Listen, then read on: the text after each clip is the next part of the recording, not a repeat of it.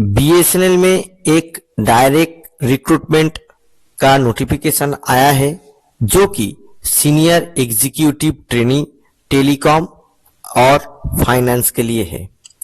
ये जो रिक्रूटमेंट है ये डायरेक्ट रिक्रूटमेंट है और 2026 में ये रिक्रूटमेंट होने वाला है, तो पहला रिक्रूटमेंट होगा।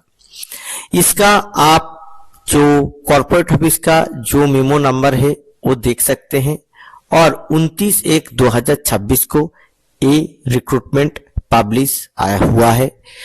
और ये जो रिक्रूटमेंट है ये सीनियर एग्जीक्यूटिव ट्रेनी के लिए है। तो ये जो सीनियर एग्जीक्यूटिव जो ट्रेनी है ये रिक्रूटमेंट मोटा मोटी जैसे जेटीओ रिक्रूटमेंट होता है उसी के टाइप का होगा, मगर इसका जो पे स्केल है ये अलग होगा। तो पहले हम लोग बता देते हैं कि ये रिक्रूटमेंट का जो नोटिफिकेशन है ऑनलाइन रजिस्ट्रेशन कैसे होगा इसका पूरा जानकारी दे देते हैं। तो आप लोग इस वीडियो को बिल्कुल स्किप मत कीजिए, शुरू से देखिए तो आप लोगों का हेल्प होगा। ऑनलाइन रजिस्ट्रेशन होगा, वो ऑनलाइन रजिस्ट्रेशन का स्टार्ट जो डेट है वो सुबह 10 बजे 5/2/2026 को स्टार्ट हो रहा है और जो एंड डेट है वो एंड डेट है आपका 7/3/2026 सुबह 10 बजे। तो आपको मोटा मोटी 1 महीना टाइम मिलेगा, 30 दिन का मोहलत मिलेगा ऑनलाइन रजिस्ट्रेशन करने के लिए। और जो एप्लीकेशन एडिटिंग का जो स्टार्ट हो रहा है डेट वो आपका 8 तारीख से स्टार्ट होगा और एंड जो होगा वो 15/3/2026 को होगा। यानी कि आपका एप्लीकेशन करना शुरू हो रहा है 5 फरवरी 2026 को, जो चलेगा 7 मार्च 2026 तक। और अगर आपका कोई गलती हो गया तो आप एडिट कर सकते हैं, जो चालू होगा 8 मार्च 2026 को और चलेगा 15 मार्च 2026 तक। और जो एग्जाम का जो कंप्यूटर बेस्ड एग्जाम होगा उसका जो टेंटेटिव डेट है, जो सीबीटी होगा कंप्यूटर बेस्ड टेस्ट, उसका डेट है आपका 29/3/2026 को, यानी कि मार्च का आखिर में होगा। तो वो चेंज हो सकता है, उसका अकॉर्डिंगली नोटिफिकेशन आपका जो भी है वो दे दिया जाएगा। अब इसमें देख लेते हैं कि पोस्ट कितना है।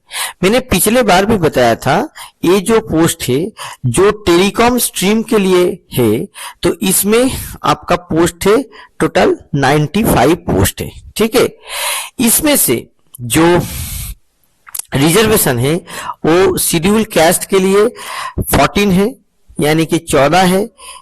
एसटी यानी कि शेड्यूल ट्राइब के लिए 7 है और ओबीसी नॉन क्रीमी लेयर के लिए 25 है और ईडब्ल्यूएस के लिए 9 है और ओसी ओबीसी सीएल के लिए आपका 40 है। ठीक है, और पीडब्ल्यूबीडी जो बेंचमार्क डिसेबिलिटी है उसका डिटेल्स एस्टेरिक साइन के साथ दिया हुआ है। उसमें जो सी कैटेगरी है उसमें डी 2 है और डीई कैटेगरी में 2 है। और जो फाइनेंस टीम है, फाइनेंस स्ट्रीम के लिए आपका टोटल पोस्ट जो है वो 25 है, जिसमें से 4 शेड्यूल कास्ट के लिए, 2 शेड्यूल ट्राइब के लिए, ओबीसी नॉन क्रीमिलियर के लिए 6, ईडब्ल्यूएस के लिए 2 और ओसी यानी कि ओसी और ओबीसी सीएल के लिए 11 और पीडब्ल्यूबीडी जो बेंचमार्क डिसेबिलिटी है उसके कैटेगरी ए के लिए 1। तो ये जो रिजर्वेशन है, रिजर्वेशन का सेंट्रल गवर्नमेंट का गाइडलाइन के तहत आपको रिजर्वेशन जो है एससी, एसटी, ओबीसी, पीडब्ल्यूबीडी और ईडब्ल्यूएस कैंडिडेट के लिए यहाँ पे मिलेगा।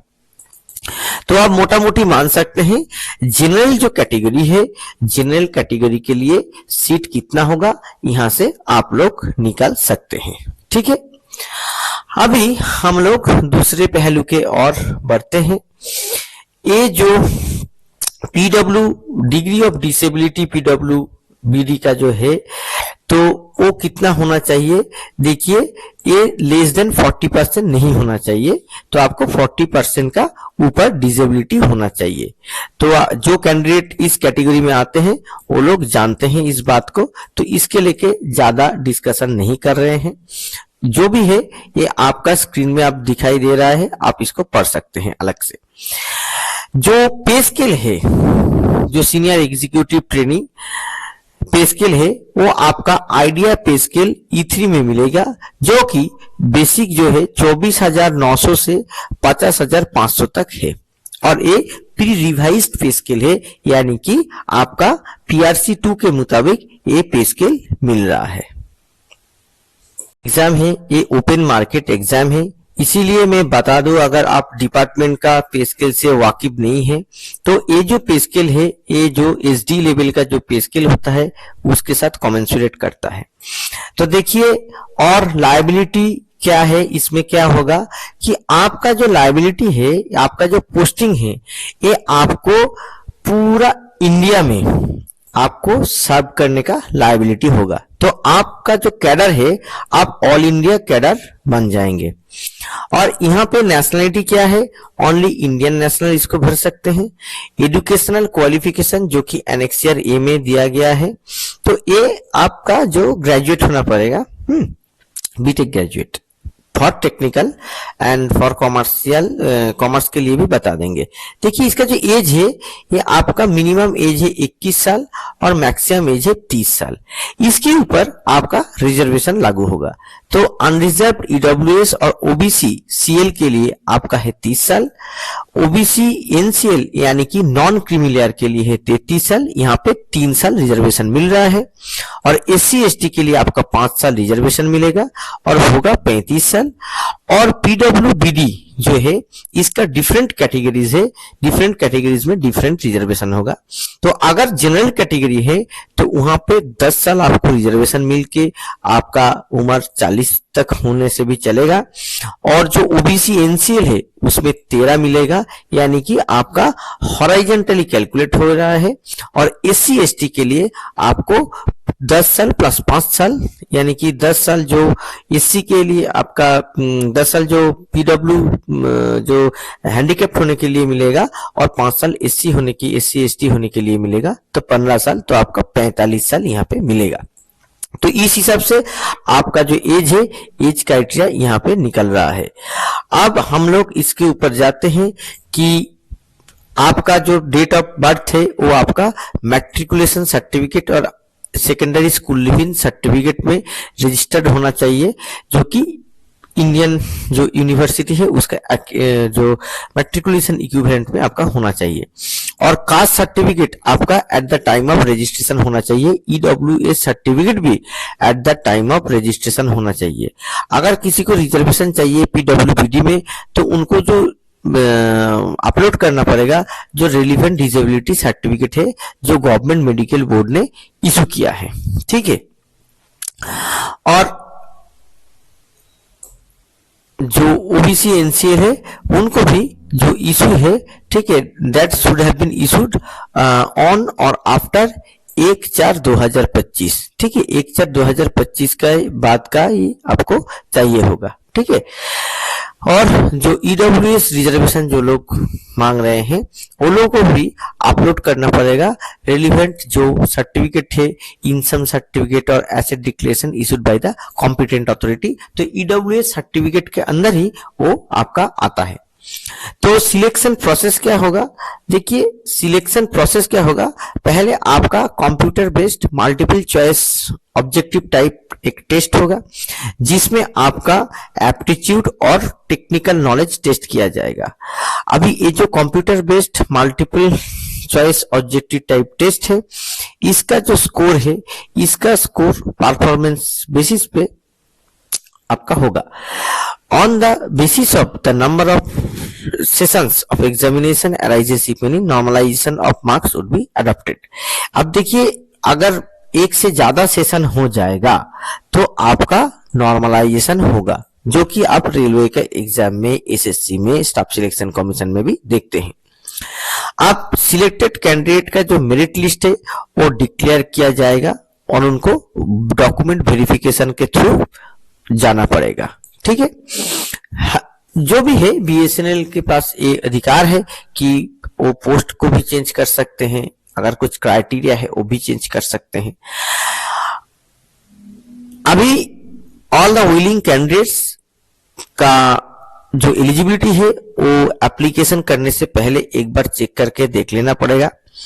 अगर departmental candidates if any shall not be given any consideration in any respect of matter of selection, यानी कि अगर कोई डिपार्टमेंटल कैंडिडेट है उनको ना एज रिलैक्सेशन मिलेगा, ना उनको मार्क्स में रिलैक्सेशन मिलेगा, कुछ भी।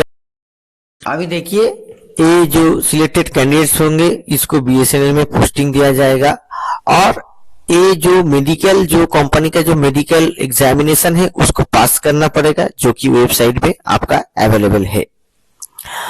और अगर सिलेक्टेड कैंडिडेट्स कहीं पे एम्प्लॉयड हैं उनको रेजिग्नेशन देना पड़ेगा only after being declared medically fit. अगर वो मेडिकली फिट हो जाते हैं तभी जाके डिक्लेयर आप रेजिग्नेशन दीजिए, नहीं तो मत दीजिए।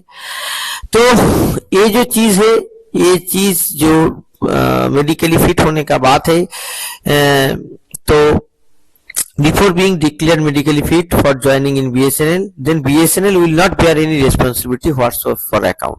तो कोई कैंडिडेट अगर प्रेजेंट पोस्ट से रेजिग्नेशन दे देते हैं और बाद में पता चलता है वो मेडिकली फिट नहीं है, तो इसके लिए BSNL जिम्मेदार नहीं है। तो आप जब आपका जॉब पूरा कंफर्म हो जाएगा तभी आप रेजिग्नेशन दीजिए, अगर कहीं पे आप जॉब करते हैं तो। अब BSNL के पास कैंसिल करने का, इनलार्ज करने का बहुत सारा राइट्स है, जो कि एक नॉर्मल लिखने का बात है, वो हर जगह पे लिखा रहता है, मोटा मोटी ये बात है। अब हम लोग देख लेते हैं कि एग्जामिनेशन कैसे होगा, सिलेबस कैसे होगा। तो ये जो पैटर्न होगा आप जानते हैं एमसीक्यू टाइप होगा, और उसका जो टाइम होगा 180 मिनट होगा। तो इसमें क्या होगा कि पार्ट 1 जो है ये आपका एप्टीट्यूड टेस्ट होगा, तो यहाँ पे 40 क्वेश्चन रहेंगे, ठीक है, और 40 मार्क्स रहेगा। और पार्ट बी जो होगा, पार्ट 2 जो होगा, इसमें 160 क्वेश्चन रहेगा, जो कि 160 मार्क्स का होगा। तो टोटल 200 मार्क्स का क्वेश्चन होगा और 200 क्वेश्चंस होगा, और 200 क्वेश्चंस को आंसर करना पड़ेगा 180 मिनट पे। तो आप लोग भली भांति समझ सकते हैं कि कितना आपको फास्ट करना पड़ेगा, जैसे स्टाफ सिलेक्शन वगैरह में आपको करना पड़ता है उसी हिसाब से करना पड़ेगा। तो टेक्निकल की तरह फाइनेंस सेक्शन पे भी आपको जो एप्टीट्यूड टेस्ट है उसमें 40 क्वेश्चन रहेंगे, और जो टेक्निकल फाइनेंशियल का जो टेक्निकल है उसमें 160 क्वेश्चन रहेंगे। तो टोटल आपका 200 क्वेश्चन बन जाते हैं और आपको 180 मिनट का टाइम मिलेगा। एग्जामिनेशन एक ही शिफ्ट में आपका होगा, जो कॉमन एग्जामिनेशन है,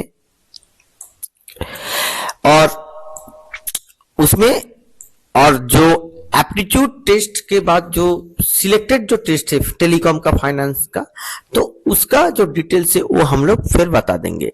तो मिनिमम जो क्वालिफाइंग मार्क्स है ये देख के कोई फायदा नहीं है, क्योंकि मिनिमम क्वालिफाइंग मार्क्स के ऊपर होता नहीं है, आपको कट ऑफ पे ही जाना पड़ेगा।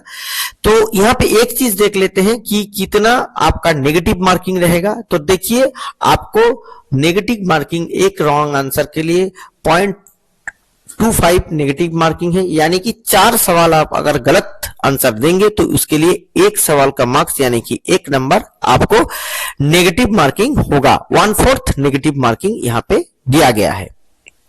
और जो आपका यहाँ पे कैंडिडेट का जो सिलेक्शन है एक कट ऑफ मार्क्स के ऊपर होगा। अब देखिए बॉन्ड ट्रेनिंग प्रोविजन के बारे में बात कर लेते हैं। तो यहाँ पे जो बॉन्ड है वो आपको 9 लाख रुपया का एक बॉन्ड फॉर्मेट जो कि बीएसएनएल ने दिया है वो आपको भरना पड़ेगा, और ये जो पीरियड है ये एटलीस्ट 5 साल के लिए आपका सीनियर एग्जीक्यूटिव ट्रेनिंग का होगा। तो 9 लाख रुपया का 5 साल के लिए आपको बॉन्ड देना पड़ेगा। दूसरा क्या बात है, दूसरा बात है कि सभी सीनियर एग्जीक्यूटिव जो ट्रेनिंग है उनका जो प्रोबेशन होगा वो प्रोबेशन 2 साल के लिए होगा, ठीक है। 2 साल के बाद आप परमानेंट होंगे। और देखिए जो ट्रेनिंग होगा वो ट्रेनिंग होगा 52 वीक्स यानी कि 1 साल का।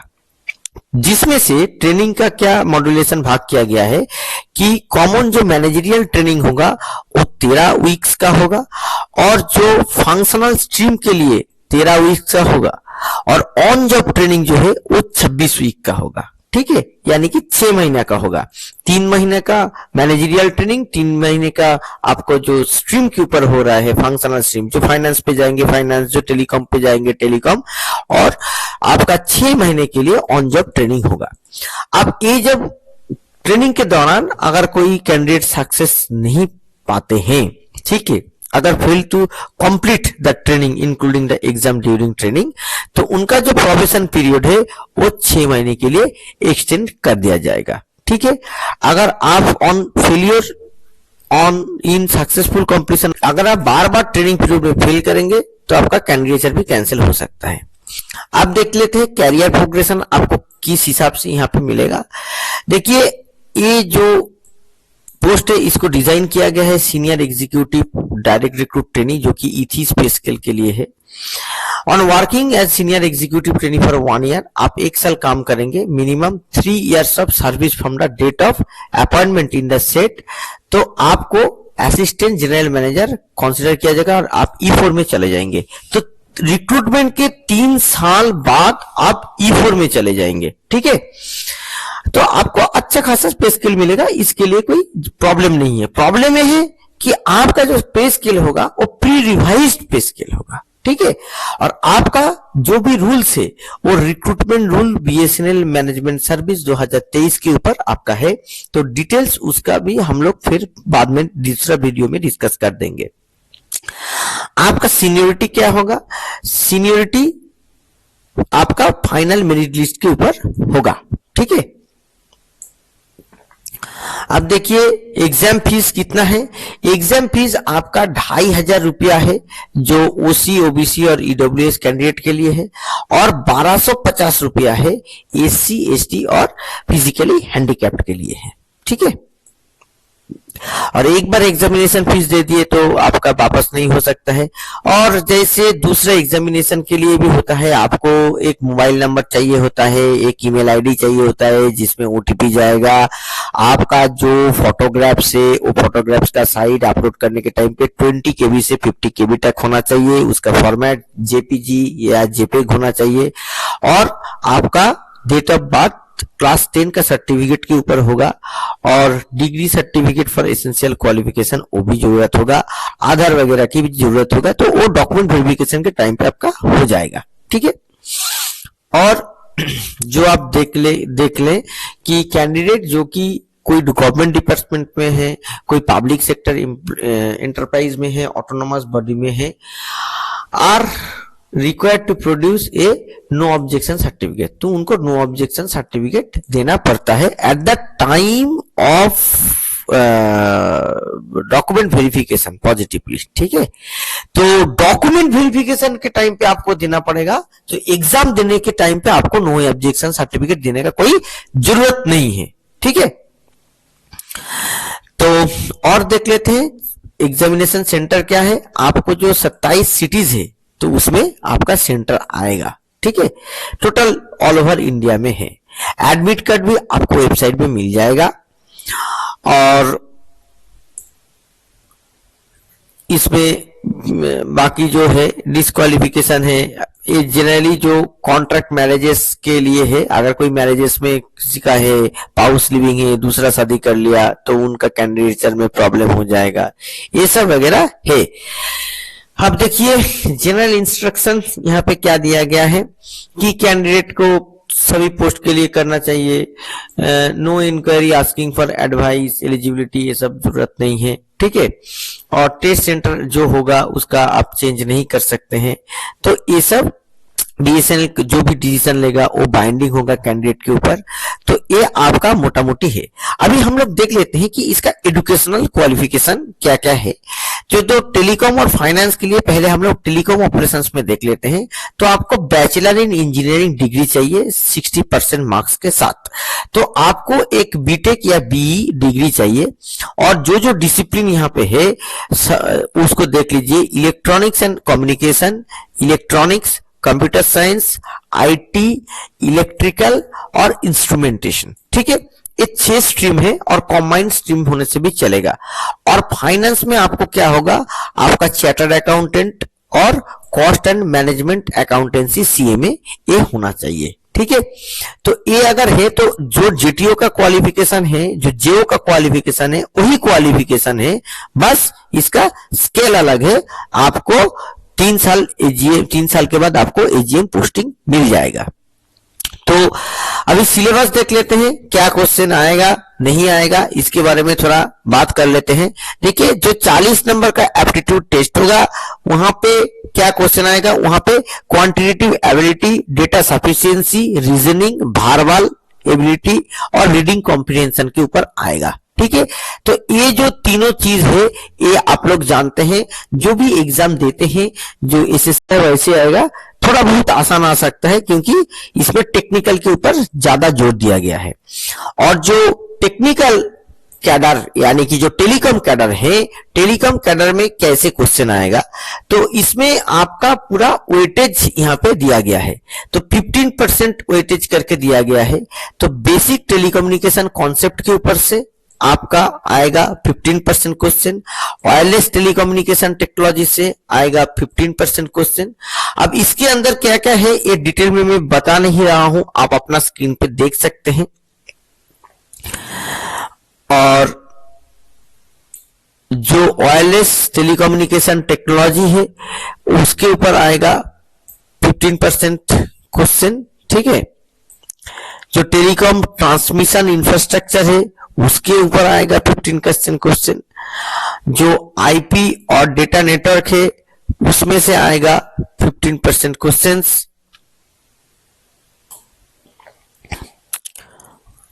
और जो इमर्जिंग टेक्नोलॉजीज है उसके ऊपर आएगा 15% क्वेश्चंस। और जो प्रोजेक्ट मैनेजमेंट है उसके ऊपर आएगा 15% क्वेश्चन।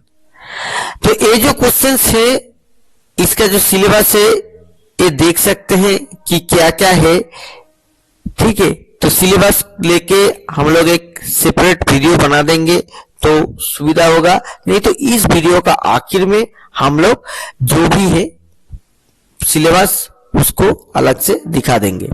अभी फाइनेंस के भी देख लेते हैं। फाइनेंस में भी क्या है, फाइनेंस में आपका जो है एडवांस अकाउंटिंग के ऊपर 15% क्वेश्चन आएगा, टैक्सेशन रूल के ऊपर 15% क्वेश्चन आएगा, कॉस्ट अकाउंटिंग के ऊपर 15% क्वेश्चन आएगा, फाइनेंशियल स्टेटमेंट के ऊपर 15% क्वेश्चन आएगा, और आपका कॉर्पोरेट लॉ, अदर लॉ के ऊपर 15% क्वेश्चन, ऑडिट, एश्योरेंस और अकाउंटिंग रिवेबिलिटी मैनेजमेंट इसके ऊपर आएगा। और देखिए जो एग्जाम सेंटर है उसका भी लिस्ट दिया गया है। यहाँ पे जितना भी ऑल ओवर इंडिया में एग्जाम सेंटर से उनका पूरा लिस्ट दिया गया है। ठीक है, तो टोटल 27 जो सेंटर है वहां पे एग्जाम होने वाला है। तो ये 27 सेंटर पे आप जो आपका सुविधा का हिसाब से आप सिलेक्ट कर सकते हैं एग्जामिनेशन सेंटर। ठीक है, और आपका जो डिसेबिलिटी सर्टिफिकेट के लिए एक फॉर्मेट दिया गया है, इसको आपको साइन करके अपलोड करना पड़ेगा। और यहाँ पे ये तो दिया गया है, तो ये फॉर्मेट दिया गया है। और यहाँ पे जो आपका जो सिलेबस है, ये सिलेबस आप लोग थोड़ा देख लेंगे। तो वीडियो का आखिर में हम लोग सिलेबस को डाल रहे हैं, तो जिसमें से आपको पता चल जाएगा कि क्या क्या सिलेबस है। और ये जो सिलेबस है ये आपका जो खास की मैं इंजीनियरिंग का मैं बात बोल दूं कि इंजीनियरिंग में ये जो चीजें दिया गया है, जैसे कि वायरलेस टेलीकम्युनिकेशन टेक्नोलॉजी, ये जो NGN, call routing, broadband internet technology, FTTX technology, PSTN, SSTP, तो ये सब चीज ना जनरली आपका इंजीनियरिंग में पढ़ाया नहीं जाता है। तो उसके बाद NGN protocol, IMS, ISDN, PRI, hotspot, तो ये सब चीज जनरली नहीं पढ़ाया जाता है। ठीक है, उसके बाद आपका जो इसमें भी दिया गया है, जो वायरलेस टेक्नोलॉजी में भी दिया गया है, कि जैसे कि GSM 2G 3G 4G KPIs, ये भी नहीं पढ़ा जाता है। तो इसको थोड़ा देख लीजिए, इसके बाद आप लोग अप्लाई कीजिए और आप इसमें सिलेक्ट होइए। तो सभी के लिए बेस्ट ऑफ लक, नमस्कार।